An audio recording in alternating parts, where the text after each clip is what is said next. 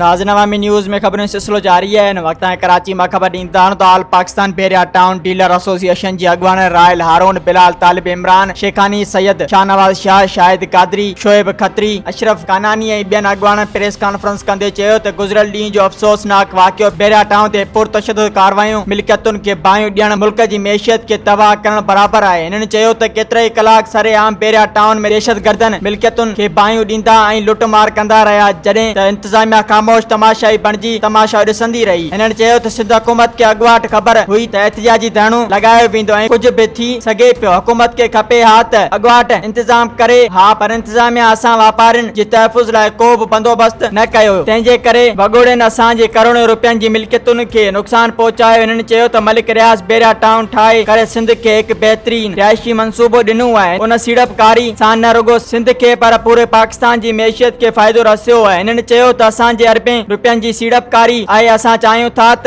असांखे तहफ़ुज़ फराहम कयो वञे। हिननि चयो त हर तरफ़ सिंध हुकूमत बेरिया जे सीड़पकारनि खे निंदण को छॾियो आहे। ॿिए तरफ़ वफ़ाक़ी हुकूमत बि का सार संभाल नाहे लधी। मुतासिरनि खे थियल नुक़सान जो फौरी तौर अज़ालो कयो वञे। आइंदा लाइ अहिड़नि वाक़िअनि खे रोकथाम लाइ को कदम खयो वञे। मज़ीद खबरों और तफसीलात के लिए विजिट करें हमारी वेबसाइट www.awamiNewsHD.com।